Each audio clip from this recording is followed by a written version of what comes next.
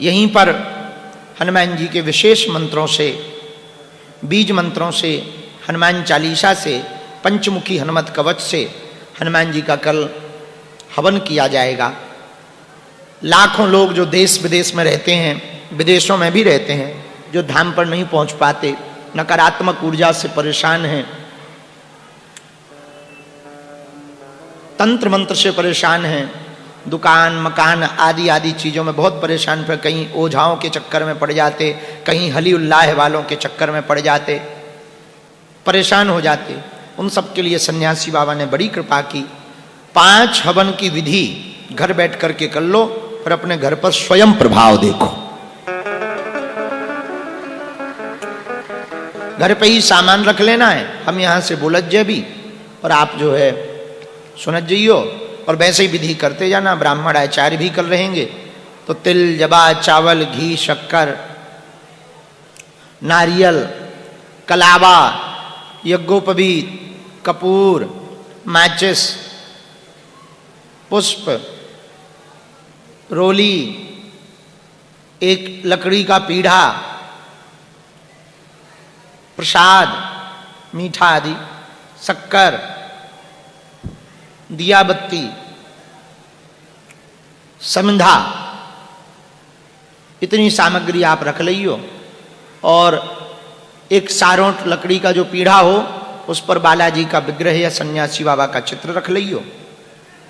कल ठीक 9 बजे, कल दरबार को पूर्व में दिन में ही विराम कर लेंगे और ठीक 9 बजे यहीं पर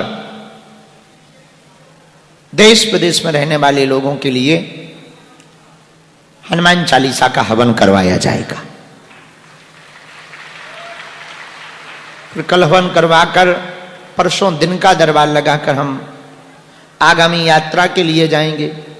7 तारीख से कथा है महाराष्ट्र के आम गांव में, वहां से आम गांव में, गोंदिया जिला है, गोंदिया जिला है, वहां पर 5 दिवसीय कथा है। वहां से सिर्फ एक दिन प्रणाम दंडोत करने बालाजी के चरणों में हम आएंगे और वहां से फिर सीधा पूज्य गुरुदेव भगवान के जन्मोत्सव में सम्मिलित होकर, प्रकटोत्सव में सम्मिलित होकर हम उत्तर प्रदेश की धरती बुंदेलखंड में एक जगह हम पहली बार जा रहे हैं, बांदा।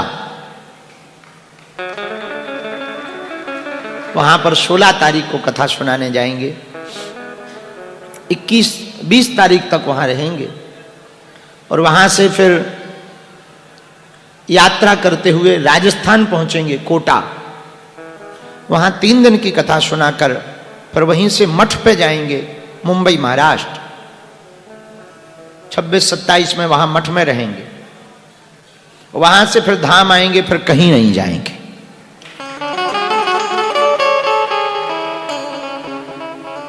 पूरी फरवरी में 16-17 फरवरी तक हम यहीं हैं।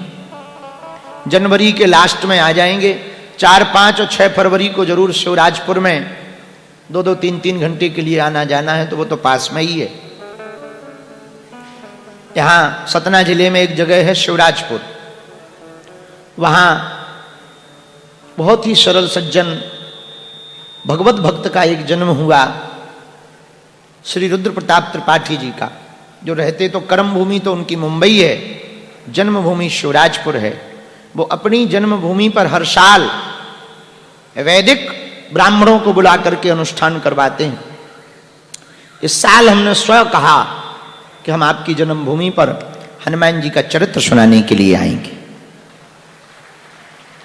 6 तारीख से इसी पंडाल में 12 फरवरी तक, 6 फरवरी से 12 फरवरी तक भागवत कथा सुनाएंगे। और इस बार का कन्या विवाह 3 दिन का है। कितने दिन का? 3, 13, 14, 15। 13 तारीख को क्या है? गरीब बेटियों को भी अपना उत्सव भव्य दिव्य मनाने का अधिकार है। जो 300 बेटियां हैं ना, उसमें लगभग 100 बेटियां तो आदिवासियों की, बाकी सब समाज की।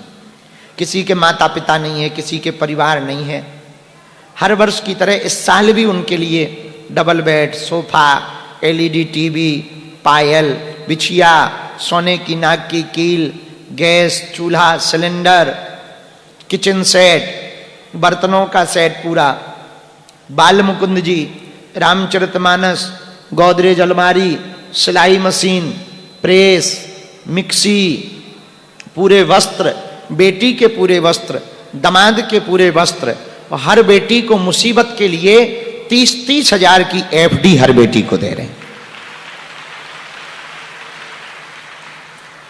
ताली बजाने की आवश्यकता नहीं है, क्योंकि हम नहीं कर रहे हैं, आप लोग ही करवा रहे हैं। कोई धनवान श्रीमंत हमारे पास आता है, हम उनको इशारा कर देते हैं कि तुम्हें कन्यादान करना है, बस हो गया।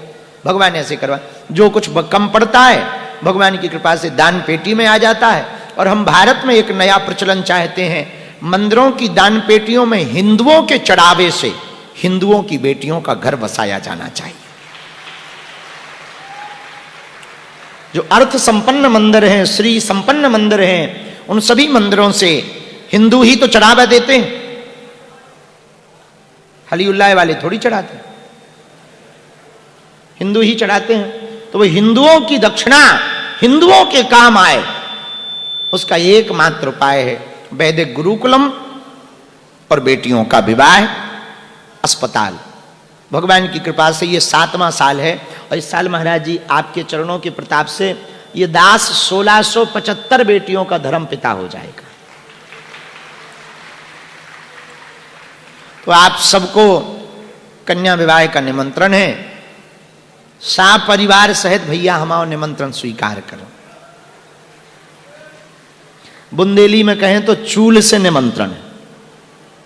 हाँ, बुंदेली में जब परिवार को जात तो बुंदेली में परिवार नहीं कहो जात, बोले महाराज चूल से निमंत्रण है। अच्छा, तो हमने पूछी एक दिन अपने माताजी से, ये चूल से निमंत्रण क्या है? बोले घर पे चूल्हो ही ना जलाओ, ये चूल से निमंत्रण है। घर पे चूल्हो ही ना जलाओ, यहीं आके खाओ, यहीं रहो, ये चूल से निमंत्रण है। तो एसपी साहब आपको भी जो है चूल से निमंत्रण, पुजारी जी को तो है ही है। तो आप सबको हमारे बुंदेली में कहें भैया चूल से निमंत्रण है, सब जने आई जाइयो हर हाल में। तो आज की बात हम यहीं विराम करके सत्यनारायण भगवान की कथा, हमसे किसी ने पूछा कि सत्यनारायण जी की कथा क्यों आप कर रहे? तो भैया पहले हर मंगल काज में पूर्णमासी को, अमावस्या को, देखो पूर्णिमा और अमावस्या ऐसी 2 तिथियां हैं अपनी जिनका महत्व बड़ा अद्भुत है, समझ लो। तो जैसे पूर्णिमा, ये पूर्णिमा क्या है? पूर्णिमा, पूर्ण,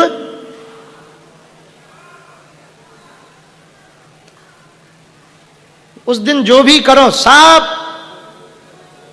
समझ गए ना? पूर्णिमा को जो भी करो सब पूर्ण है। और यदि तुम देवी के साधक हो ना तो अमावस्या को करो। अमावस्या का अर्थ यही, ऐसे शब्दों में ही समझे तो अमावस्या का अर्थ क्या? अमावस्या, अमावस्या, यही अमावस्या। श्री जी की कृपा पाना चाहते हो, भगवती की, भद्रकाली की, 10 महाविद्या की, त्रिपुर सुंदरी की, 52 शक्ति पीठों की या योगिनी की भी कृपा पाना चाहते, मां स्वरूप में अमावस्या को करो। अमावस्या, यही अमावस्या। तो साधकों के लिए अमावस्या बहुत महत्वपूर्ण होती है, साधना क्षेत्र में बड़ी महत्वपूर्ण। तो हमारे एक गुरुजी थे, बहुत अच्छे साधक थे वो, हम उनसे पूछते थे कि आप अमावस्या को ही उपाय क्यों बताते? बोले वो बड़ा अद्भुत दिन है। उनका क्यों? बोले अमावस्या, देवी साधक थे, अमावस्या, तो उसी दिन वो उपाय बताते। तो ये 2 तिथियां ना हैं, सब तिथियां महत्वपूर्ण, पर ये 2, तो पहले पूर्णमासी को, अमावस्या को ना क्या हुआ करता था, सत्यनारायण जी की कथा हो रही, पंजीरी को प्रसाद, आहा बड़ो आनंद आऊ। तो 5 अध्याय सत्यनारायण समझ में आवे ना आवे, वृंदावन बिहारी लाल की जय जरूर समझ में आओ। बोले कितनी बार बोल गई? बोले 3 बार बोल गई, 2 बार बची। आओ, और जय भैया और जय आनंद देव पंजीरी चरणामृता। बोले क्या होगा? बोले सत्यनारायण की कथा हो गई है, आनंद आ गया। अब तो भैया शादी के चक्कर में भर हो जात सत्यनारायण और सुनाई नहीं देता। शादी के बाद जरूर गावन में अब चल रही, वो भी अब बंद हो गई, वो भी अब लगभग बंद हो गई। अब रिसेप्शन ने जगह ले ली बा। अब गांव में अभी भी वो शादी के बाद वो परंपरा है, पर अमावस्या भैया सबसे सरल उपाय सत्यनारायण भगवान जी का है, सबसे सर्वोत्तम उपाय सत्यनारायण जी का है। उससे दो बातें हैं। एक बात तो ये, सत्यनारायण सत्यदेव की पूजा है, नारायण ही सत्य है और सत्य ही नारायण है, यही सत्यनारायण है। भागवत जी में देवता जब स्तुति कर रहे हैं तो सत्य सत्य कहकर के ही भगवान की स्तुति कर रहे हैं। सत्यव्रतम सत्य परम त्रिसत्यम सत्यस्य योनिम निहितम च सत्ये। भगवान की सत्य सत्य कहकर के स्तुति कर रहे हैं। भगवान ही सत्य है, सत्य ही नारायण है और नारायण ही सत्य है। सत्यम परम धीमहि, सत्य ही ईश्वर है। तो सत्यनारायण जी ना भैया कोई साधारण मत मानना, बहुत अभूतपूर्व हैं। साक्षात श्री ठाकुर जी हैं, श्री हरि है नारायण। और ये सत्यनारायण भगवान के प्रति जो श्रद्धा रखते ना, हम इतना कह सकते कई लाखों लोग ऐसे हैं। आज के पहले जब दरबार इतने ना चलो करते ना, बहुत ज्यादा सिद्ध ना होते, अब तो आजकल इतनी सिद्धियां भगवान बांट रहा है कि भगवान ही बचाए। और जहां देखो तहां दरबार लग रहा। इसका मतलब ये नहीं कि हमारे अंदर जलन है, आप ऐसा मत मन में रखना। हमारे अंदर 1% भी ऐसी कुभाव नहीं है मन में। हम ये बात इसलिए कह रहे हैं कि एक जन ने हमको एक दिन वीडियो दिखाए, कम से कम 60-70 जगह दरबार लग रहा, इतना। तो बोले महाराज ये क्या है? हम खुद टेंशन में है कि इतनी सिद्धि ऊपर से बांट को रहा, हमें खुद नहीं समझ में आया। हाँ, इतना देवता फ्री है कोई कि सबका सिद्धि मिल रही। भगवान की कृपा है, इनके कारण सनातन का काम कर रहे हैं, अच्छी बात है, हमें उससे कोई मन में क्षोभ भी नहीं है, होना ही चाहिए। पर एक बात हम कहना चाह रहे, पहले जब इतने दरबार न लगते ना, तो दरबार को पूरा काम सत्यनारायण जी ही करते।